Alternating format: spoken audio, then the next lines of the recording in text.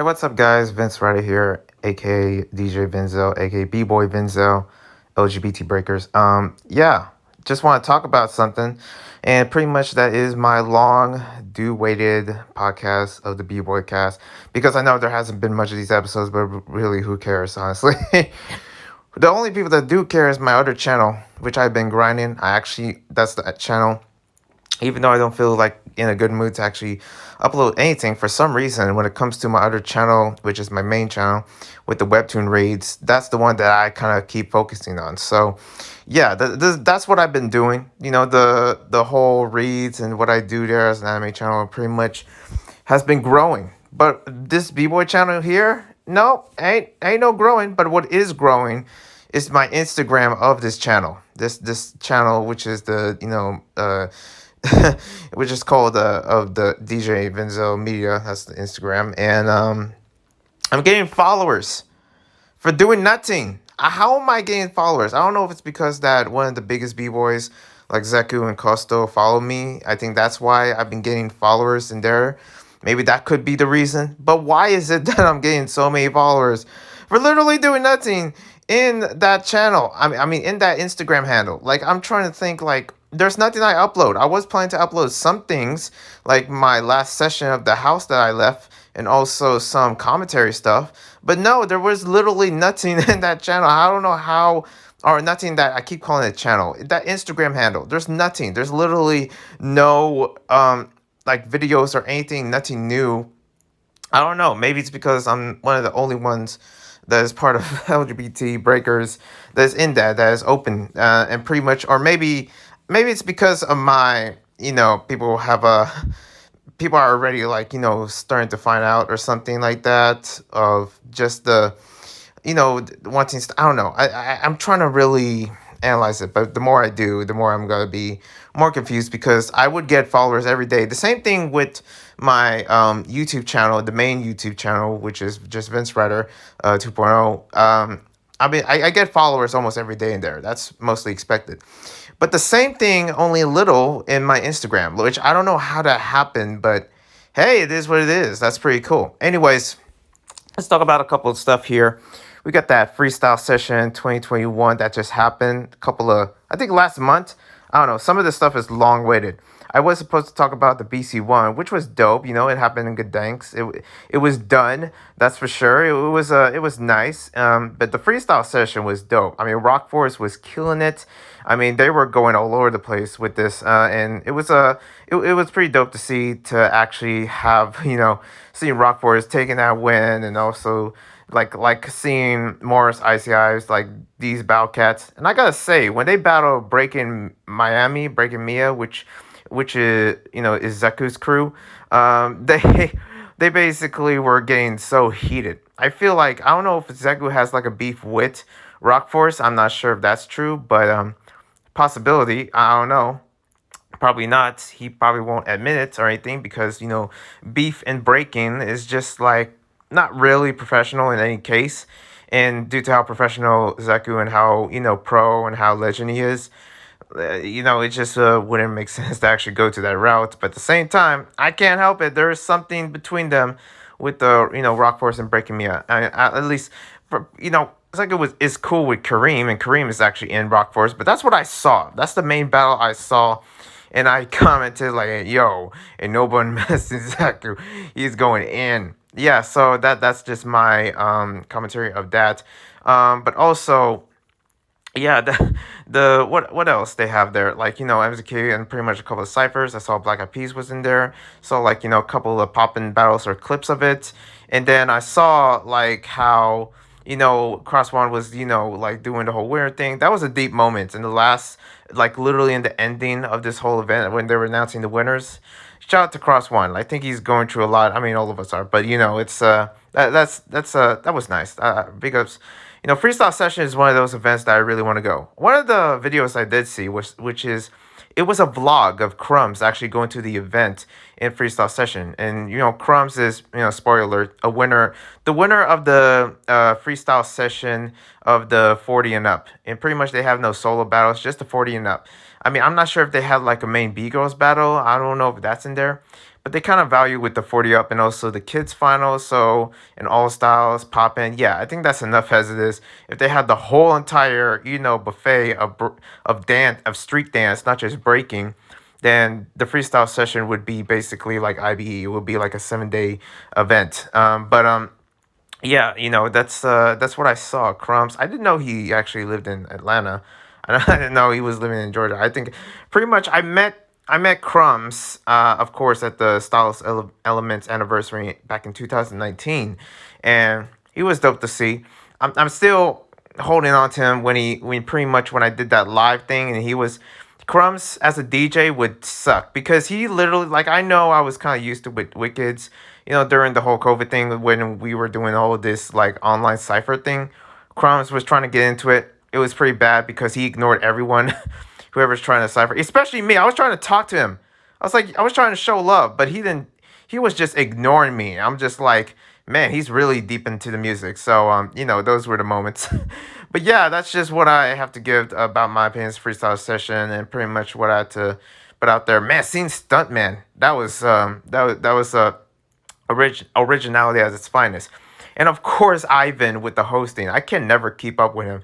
He is just like too much in his level that he's like so. It's like he was doing cartwheels while doing the hosting event, like yelling on the mic and actually just running around. I'm like, how do you have that energy at all? Anyways, let's get into this Rebel BC1 2021, my recap of it, if anyone cares. But yeah, in Gdansk, Poland. Look, my opinions when. Oh, actually, you don't know, but my opinions of sending. Look, it's cheaper basically for Red Bull to put events in Europe because, of course, it's based in Europe.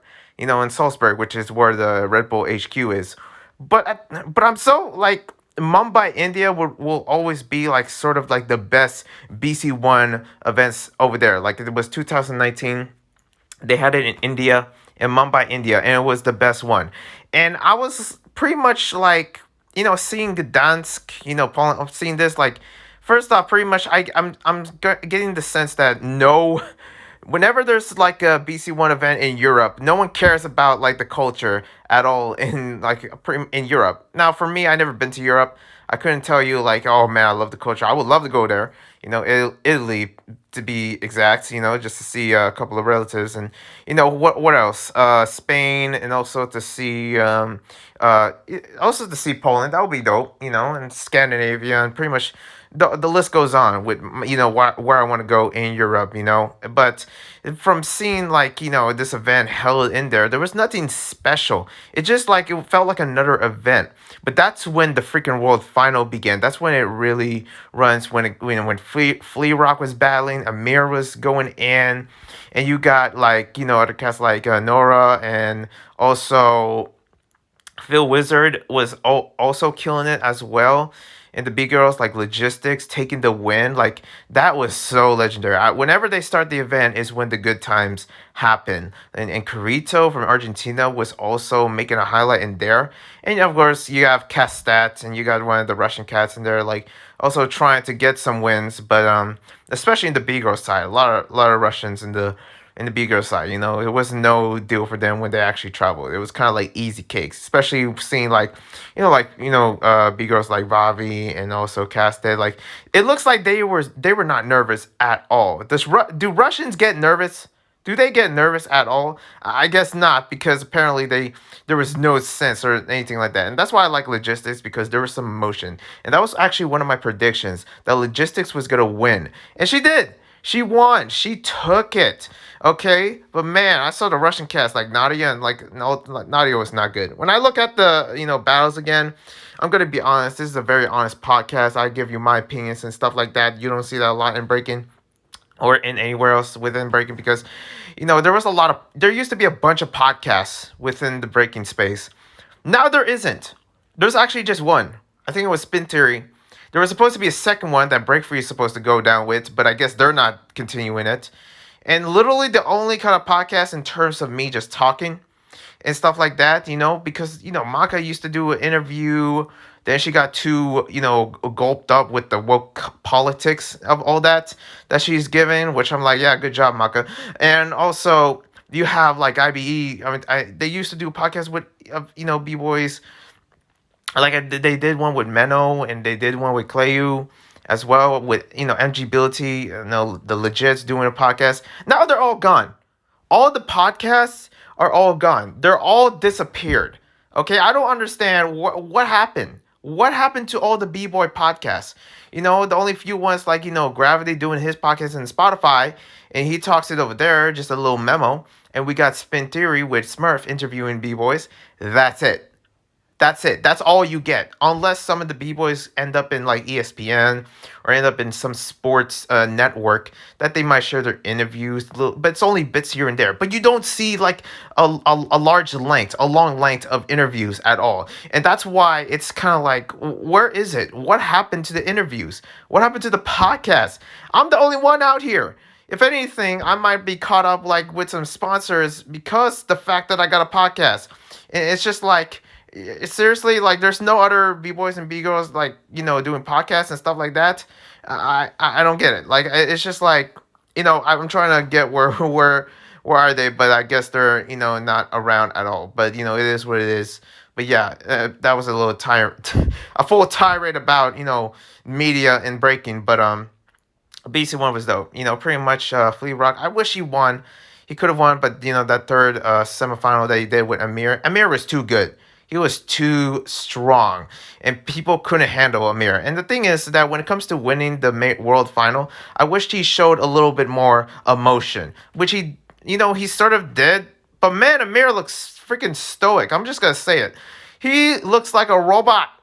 He had no emotion. He was just looking. He was just like, you saw Phil. At least Phil was like, had emotion. He was like, man, I'm nervous. Amir wasn't not nervous. Amir was not nervous at all. He won, and he won with just one reaction of his face, and boom, he's gone. Which I'm like, what? That's all you got, Amir? You were not. Amir didn't look happy. That's what really gets me. Was like, he didn't look like he was pissed or anything. I think he was doing a little short interview as they do. And he was like, yeah, I'm just going to go home and, practice, that's trying to get back, I don't know, like this Kazakh accent that he has.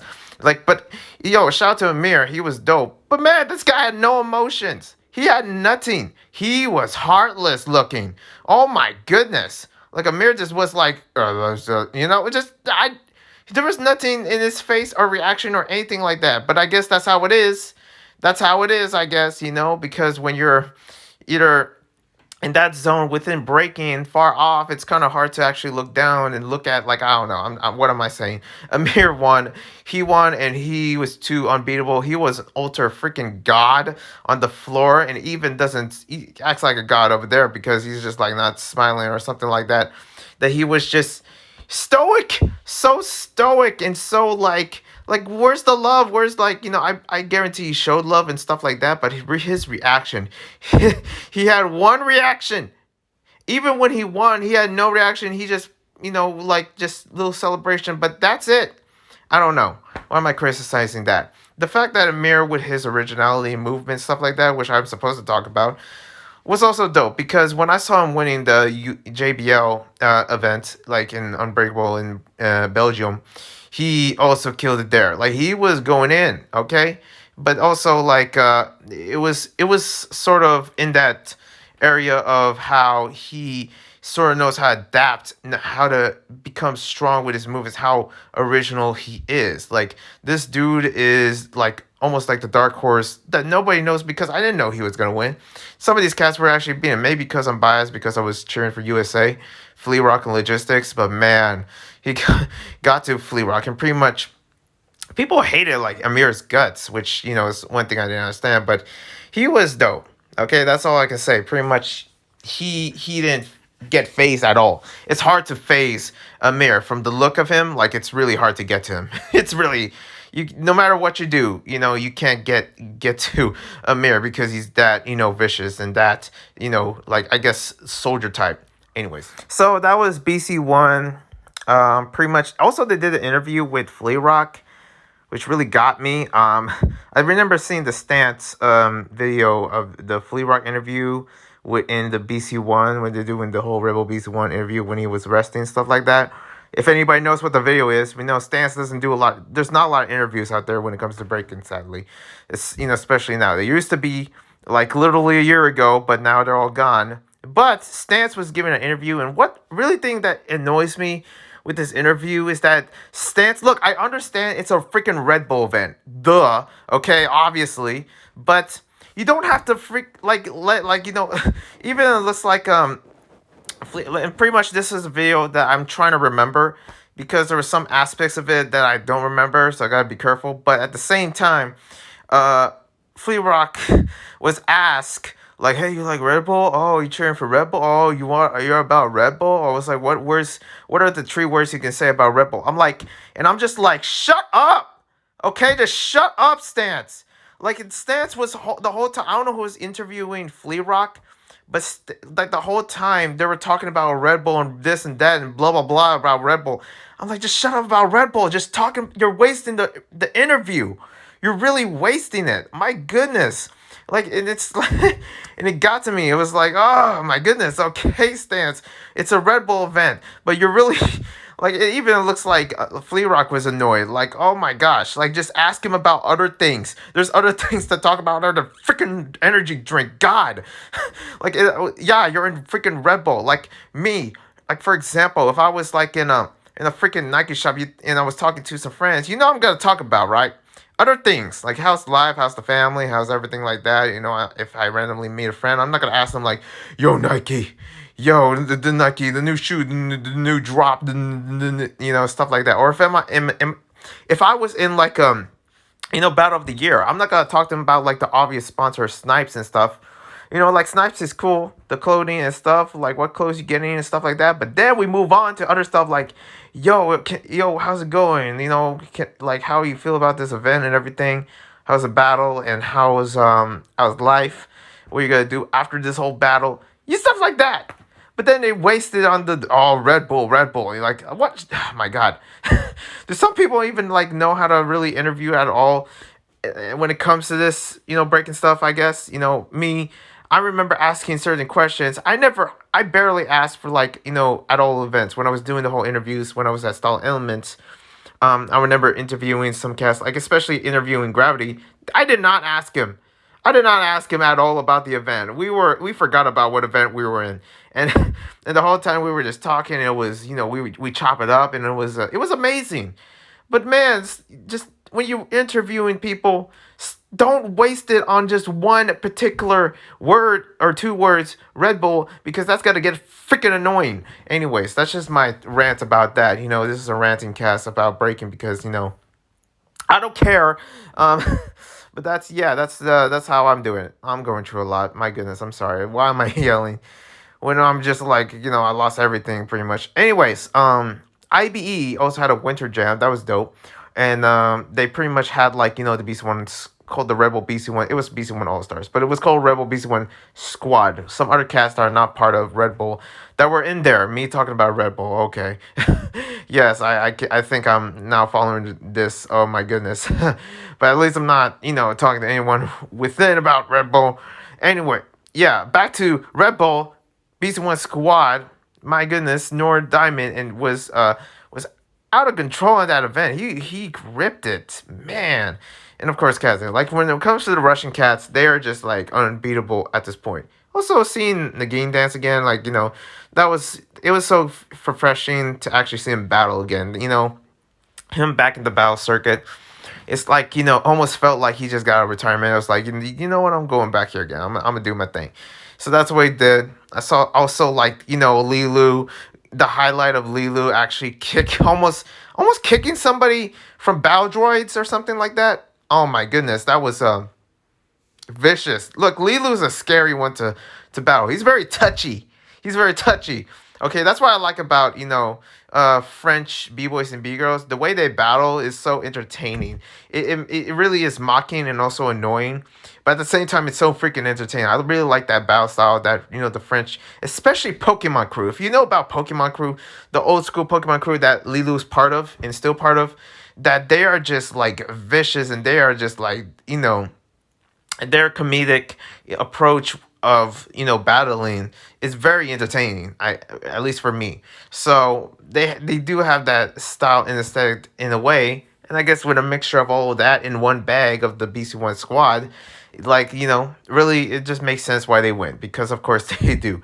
Man, I'm telling you, the Red Bull is making a full market of actually having this. But anyways, out of Red Bull, let's go to Nike real quick because I just want to move brands. Okay.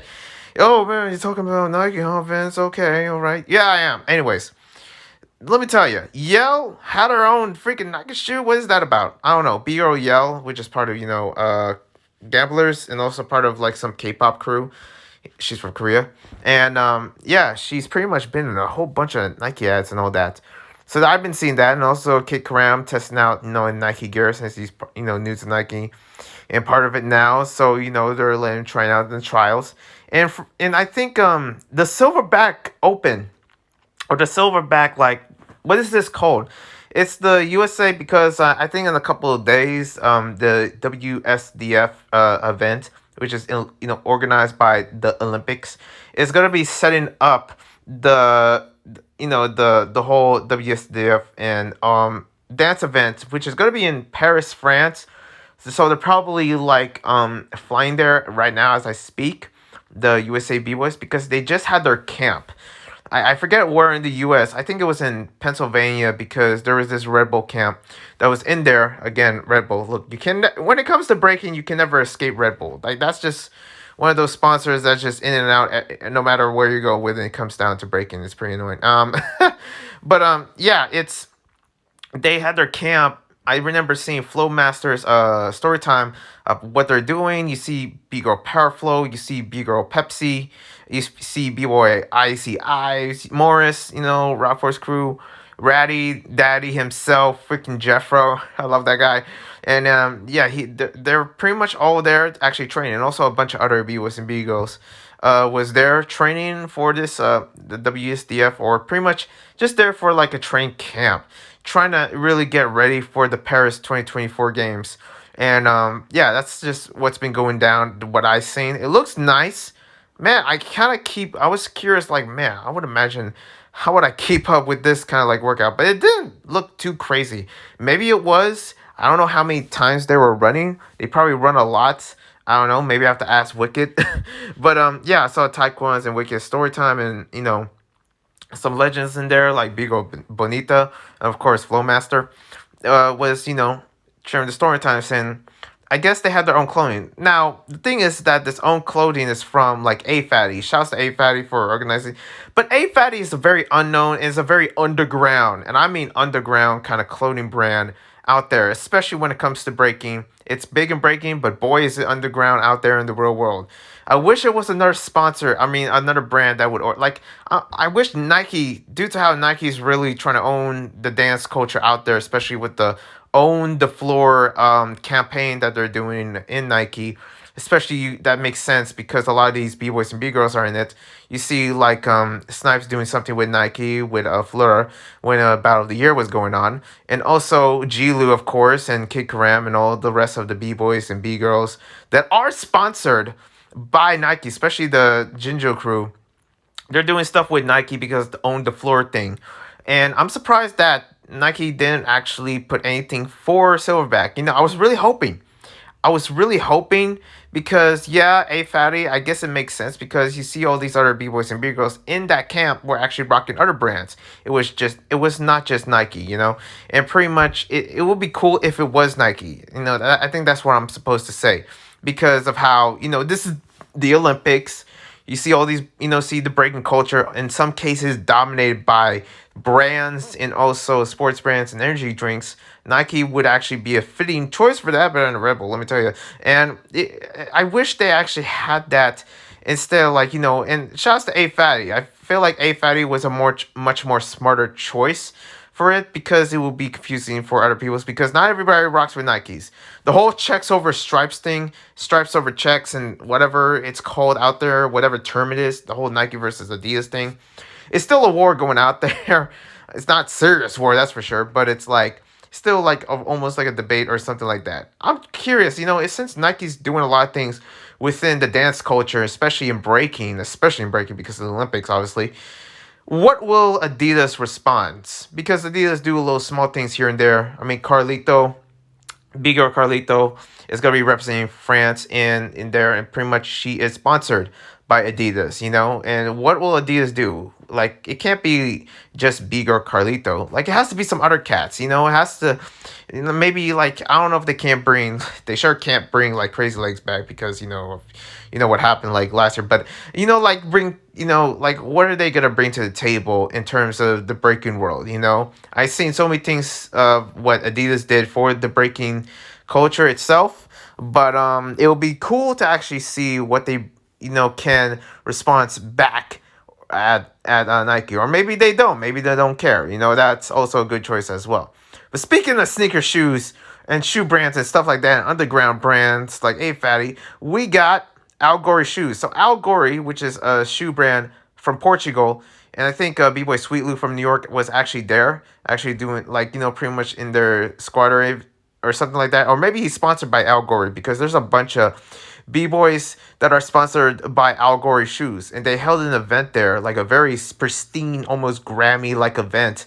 And also you see, like, freaking, like, Sack from Acropom was actually just, looking dazzy with a freaking tuxedo. And you got other cats, like, I think it was, oh yeah, Momentum himself was, man, I forget, Max Momentum was there actually with, hosting the event. And I'm not sure if Ratin was there from Brazil, but like, because he's sponsored by Al Gore shoes, and Al Gore is a very small shoe brand. They're really trying to climb up, but they're using breaking as something to really help them climb up, which is something that I do respect. I thought they were gonna go for, like, some other brands or some other sports to actually help them lift up, like, like skateboarding, or maybe basketball, or just walking, or maybe not, no sports, just like walking, and just like lifestyle, and also cultural, like, classic style that they, can attend, like pretty much what, Puma does, or Champions, or maybe Echo, because, Echo, like, if anyone knows Echo is. But man, it seems like for Al Gore, they just happen to rely on breaking, which is something that is really dope. There are some celebrities that are also part of it. I think, I could be mistaken, but from the list of the following of what Al Gore's shoes, it's almost as if I can actually catch up to them with my following. And I have a small following, and pretty much they don't have that much of a following at all. So yeah, that's something I saw. Also, another thing about sneaker related stuff, Sneaker Nest. So I guess Meno and Lilu were, like, I seen their story time. They were there at the Sneaker Nest, and they were battling each other. And pretty much Offstreet was also sponsoring the event, as well as Foot Locker. Foot Locker has been actually out there within breaking, surprisingly. They did, I think Bigo Roxy. Yeah, Bigo Roxy was doing something for Foot Locker. I mean, it was either Foot Locker or Nike, and I'm like, okay, yeah, sure, Nike. She wants to be part of Nike. Everybody does. I don't blame anyone for being part of Nike, but she was doing something with Foot Locker and telling the story of how she became a B-girl. And Foot Locker actually gave her, like, a sort of like a stage or platform for her to share the story. Gotta check the authenticity meter for that, because I always want to check, like, especially what I did with the highs nobility with Adidas brand, and also with B-Boy Swap. Always check the the authenticity meter to see if this is true or not. But it seems like Foot Locker did actually, collab with Bigo Roxy, and that's pretty dope. And especially how high end, with Bigo Roxy being one of the, top tier famous B girls out there, especially being from the UK, that, yeah, she's part of this, within Foot Locker, of what they're bringing to the table. And that's pretty dope. I really respect that. So pretty much, and also she wasn't in Sneaker Nest. I just tend to bounce out of, different topics here and there. Also, another thing I want to bring to the table is, what is this? Yeah, Battle of the Year. I already finished Battle of the Year. It was dope. I saw the battles. I don't understand with the props battles, but that was cool. Flying Stats was there. Had the mixtures of other cats within it. Squadron was there as well. Squadron, like, man, they were savage. Squadron also killed it. I think Peanut and also Phil, that's the two B-boys from Squadron, were also killing it at this other event called The Floor is Flava. It's supposed to be a play on words of the floor is lava, but the floor is flava. They had the events, and of course, like, Phil and Ills was killing it. And there they won, and pretty much Canadian B-boys are just beyond dope in general. I saw B-boy Mass there from Canada, but also I was surprised that he travels out there. And also he's part of a crew, I believe, with Blanca. I'll be very shocked if he's from MCK. That's for sure. I never, because I'm starting to grow with B-boy Mass, and he is like his style and his approach and everything and what he's been doing. Like he's been really come up there. He's the underdogs that is pretty much most people should look out for. If they want to catch up with him, because if they battle with B-boy Mass, that's a hard one. But man, there were so many b-boys and so many like 2v2 events, 2v2 battles in this event, I mean. And like Castic surprisingly didn't collab with Jerry Metal this time. Just another member of her crew, I guess. And Jerry Metal was collabing with Ralphino, and they killed it. My Jim was there as well, and you also got, man, you got some memorable stuff, but I'm trying to remember some of it because it's like a lot almost capacitated in my head in a way, which I don't know why I really put in that words, but Alvin from Venezuela and also a hero from Japan was also killing it. These power heads, part of like A Fatty in the formless man, I want that shirt so bad. A Fatty, let me tell you, there's that shirt that I think Alvin was rocking, the formless wear. God, it looks so I want to rock that shirt. I really wish I had those kind of B-word brands. I wish A Fatty was more accessible out there. One day they're gonna put that in Old Navy. They're gonna put that in not in Old Navy, The Gap or J.C. Penney or whatever. I really hope there's a time where you see skater brands out there. You see Vans, you see Hurleys, you see like skateboarding companies out there with the brands and stuff that I kind of want to get. But also I really hope that B-boy brands do the same thing when it comes to like seeing a first class T-shirt in a J.C. Penney, and you see like A Fatty and Zoomies.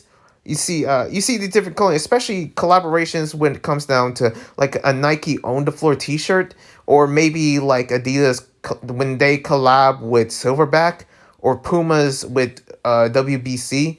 That would be dope. Also, WBC is gonna be happening soon, World B-Boy Classic, and also about back to the whole battle of the year. They're gonna have like their next battle of the year. They already announced, I think next year July, that they're gonna have their event in Japan. So that's gonna be sick. Kind of curious how that's gonna work. But yeah, I think that's all I have for now. Thank goodness, because I've been yelling off the top of my lungs and ranting and yelling and all that this whole video. But I'm honest. I'm honest out here. I don't care. Okay? And why should I? I'm pretty much knowing that there's a good, there's literally a low majority of b-boys and b-girls that you don't watch my stuff, basically, at all. And I don't really expect any of them. But if they do, well, let them know. I'm honest. I know in breaking culture, there is a stigma, yes, and it's true that we are very honest. We are the, I don't give a type of, individuals, because we tell the truth. We let you know what it is, okay? I think I gained that inspiration from Smurf, and it's kind of like manifesting in me when it comes down to making my, B-word commentaries. But like I said, I'm honest, but I'm also like, honest, and also in a serious sense, like about how I view some of the things in the breaking world, especially the politics within breaking. If that, surprisingly exists. Anyways, I'll see you when I see you. One love, a peace.